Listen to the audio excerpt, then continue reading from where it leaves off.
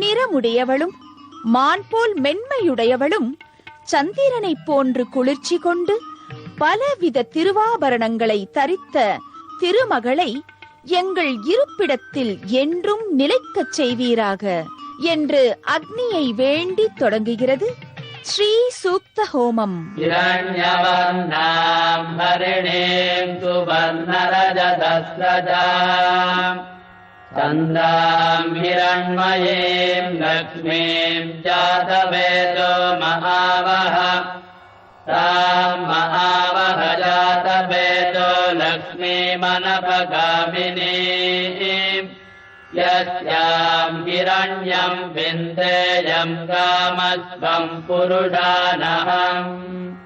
அழகிய அலங்காரம் கொண்ட அலைமகளின் கருணை வெள்ளம் வற்றாது பெருகி நம் வாழ்வில் செல்வம் பெருகட்டும் என்று பரம்பொருளை வேண்டி ஸ்ரீ சூக்த ஹோமத்திலே ஆகுதிகள் செய்யப்படுகின்றன. அஸ்வபூர்வாம் கதமத்யாம் அஸ்விநாத பிரபோதினீம் ஸ்ரீயம் தேவீமுபக்வயே தீர்மா தேவி ஜுடதாம். திருமகளின் கருணையால் விளைந்த வில்வ பழங்களை கொண்டு செய்யப்படும் ஸ்ரீ சூக்த ஹோமமானது இவ்வுலக மக்களின் அறியாமையையும் வறுமையையும் நீக்கி அவர்கள் வாழ்வில் வளம் பெற செய்யும். ஸ்ரீ என்ற திருநாமம் கொண்ட திருமகளின் திருவருளால் இவ்வுலக மக்கள் எப்போதும் அன்போடும் மகிழ்ச்சியோடும் வாழ வழிவகை செய்ய வேண்டும் என்று திருமகளை துதிக்க ஸ்ரீ சூக்தம் வழிகாட்டுகிறது. தாமரை கண் துயிலமர்ந்த தலைவன் ஸ்தல சயனத்துடன் வீற்றிருக்கும் தாமரை போன்ற நிறம் கொண்ட நிலமங்கை அடியவர்களிடத்தில் கருணை கொண்டு அவர்கள் வறுமையை தீர்த்து ஸ்ரீஹரியின் திருவருள் பரிபூர்ணமாய் கிடைத்திட வழிவகை செய்கிறாள். மகாதேவி ச வித்மஹே விஷ்ணு பத்னி ச தீமஹி தன்னோ லக்ஷ்மி பிரச்சோதயாத். பண்டாய வேதங்கள் 4 5 வேள்விகளும் கேள்வியோடு அங்கமாறும் கண்ட எம்பெருமானை கண்ணார கண்டு வணங்கினார் கலியன். அந்த கடல் மல்லை ஸ்தலசயனத்தின் நாயகி நிலமங்கை திருமுன்பு நடைபெற்ற ஸ்ரீ சூக்த ஹோமத்தை தரிசித்து அழகிய வேதமாய் அமுதமாய் பார்க்கடலை கடைந்த பொழுது தோன்றிய திருமகளே எம்பெருமானை விட்டு என்றும் பிரியாதவளாய் அவன் திருவல மார்பிலே இடம் கொண்டாள். பெண்ணாகி அசுரர்களுக்கு இன்னமுதம் வஞ்சித்து அமரர்களை வாழ்வித்த ஞானத்தின் ஒளியுருவை நிலமங்கை துணை கொண்டு ஆழ்வார் வழி நின்று தரிசிக்கிறோம். வடிக்கோலவாள் நெடுங்கண் மாமலராள் செவ்வி படிக்கோலம் கண்டு அகலாள் பல்நாள் அடிக்கோலி ஞானத்தாள் பின்னும் நலம் புரிந்தது என்கொலோ கோலத்தால் இல்லை குறை.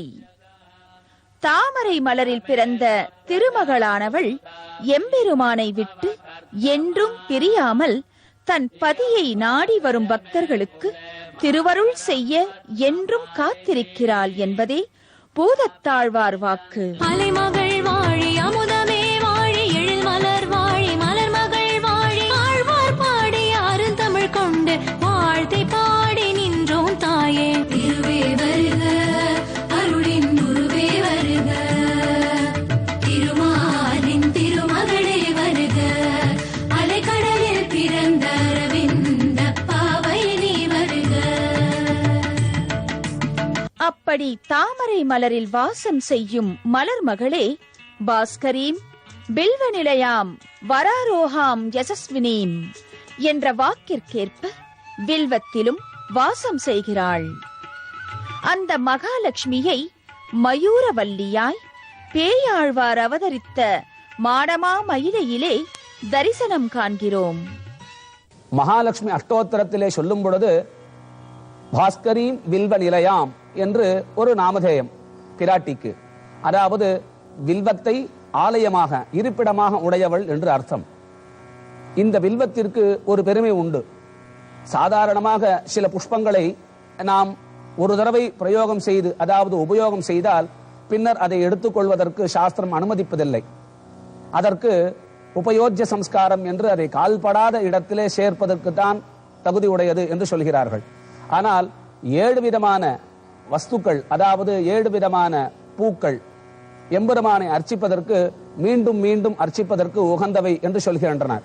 அதிலே துளசி, பில்வம், நிர்குண்டி, அபாமார்க்கம், கபித்தம், ஷமி, சாமளகம் என்று சொல்லக்கூடியதான 7 வகைகளிலே பில்வம் சேர்க்கப்பட்டுள்ளது. அதாவது இந்த பில்வ தளமானது திரிதளமாக இருக்கும் வரை மறுபடியும் அதை நாம் சுத்தி செய்து அர்ச்சனைக்கு நாம் வைத்துக் கொள்ளலாம். இதை சாஸ்திரம் அனுமதிக்கிறது. அதேபோல் பாஸ்கரீம் வில்வ நிலையாம், எங்கு இந்த வில்வ தளமானதோ, வில்வ மரமானதோ, வில்வ பழமானதோ, வில்வ புஷ்பமானதோ எங்கு இருக்கின்றதோ அங்க மகாலட்சுமி வாசம் செய்கிறாள் என்று. இந்த வில்வ நிலையாம் என்று சொல்லக்கூடிய மகாலட்சுமியின் அர்ச்சனையானது மயிலாப்பூரிலே மயூரவல்லி தாயார் சன்னதியிலே நாம் காண்கின்றோம்.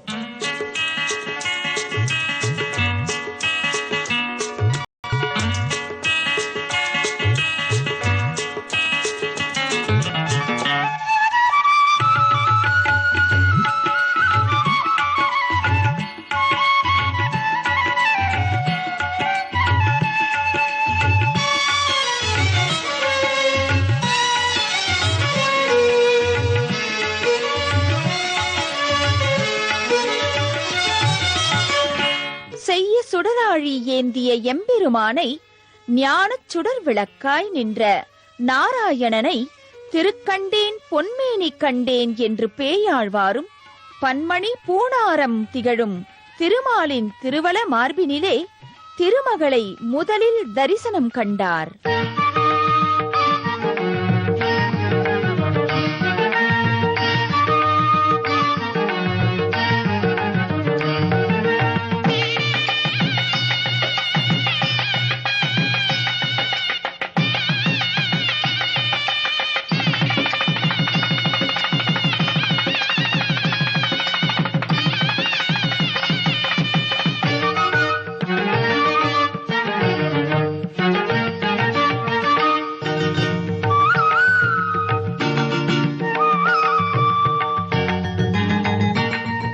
கண்ணாடி பல்லக்கிலே வீற்றிருந்து பொன்னாய் ஒளிரும் மயூரவல்லியை கண்டு மகிழ்ந்து வணங்கி நிற்கின்றோம்.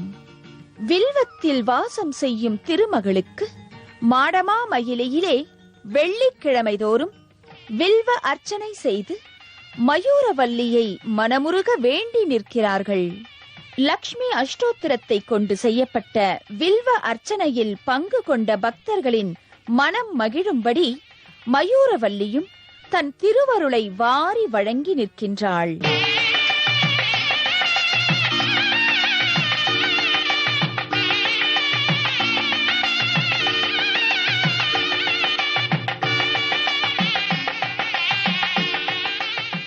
பூவளரும் திருமகளால் அருள் பெற்ற ஆழ்வார்கள் வேதத்தின் துணை கொண்டே வேதவல்லியை தமிழ் பாடி நின்றார்கள். திருமகளோடு கூடிய எம்பெருமானை அடைவதே ஞானம் என அந்தாதி பாடியவர் பொய்கையாழ்வார். அருளே வடிவெடுத்தவளான திருமகள் எம்பெருமானின் கோபத்தை போக்கி பக்தர்களை அங்கீகரிக்கச் செய்பவள் என்பது பூதத்தாழ்வாரின் வாக்கு. கரிய மேகம் போன்ற ஸ்ரீமன் நாராயணனின் மார்பில் பொன்னிறமுடைய திருமகள் எழுந்தருளி இருப்பது மேகத்தில் தோன்றிய மின்னலை போன்றது என்பது பேயாழ்வார் வாக்கு. திருக்கோவலூரில் இடைக்கழியிலே எம்பெருமானோடு கூடியிருந்த அன்பு கூறும் அடியவர்களையும் பாடித் தொழுத மங்கை வேந்தனும் திருமகளின் திருவருட்பார்வை கிடைத்தால் மட்டுமே இம்மானிடர்க்கு அனைத்து செல்வங்களும் கிடைக்கப் பெற்று மா மன்னர்களாய் வாழ்வர் என்கிறார். வேதங்களின் தலைவன் எம்பெருமான் சந்தோகன் என்று ஆழ்வார் அவரை விளிக்கிறார். சந்தோகா தலைவனே தாமரை கண்ணா என்று. அதே போன்று வேதத்திலே பல இடங்களிலே சந்தோமா என்ற பதமானது சொல்லப்பட்டு வருகின்றன. இருந்தாலும் அங்கே சொல்லப்பட்ட விஷயமானது செல்வம், பொருள் என்று பலவிதமாக இருந்தாலும் பெரியோர்கள் அங்கு மகாலட்சுமியை குறிப்பதாக சொல்லுவர். அதே போன்று மகாலட்சுமியை நாம் சேவித்தால் சகலவிதமான ஐஸ்வர்யங்களும் கிடைக்கும் என்று ஸ்ரீசூக்தி சொல்லுகிறது. ஸ்ரீர்வர்ச்சஸ்வமாயுஷ்யமாரோக்யமாவீதாச்சோபாபானம் மகீரதே தானியம் தனம் பசும் பகுபுத்திர லாபம் சதசம்பத்சரம் தீர்க்கமாயுஹு.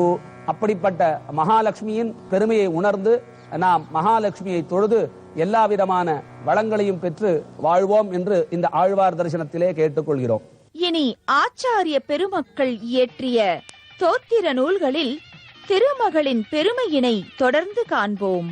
அதுவரை பழமையான வேதமான ரிக் வேதத்தில் திருமகள் ஒருவளையே போற்றிய ஸ்ரீ சூக்தத்தை ஓதி திருவருள் பெறுவோம். மகாலட்சுமி வாழி, மகாலட்சுமி வாழி, மகாலட்சுமி வாழி, மகாலட்சுமி வாழி. இந்த நிகழ்ச்சியை பற்றிய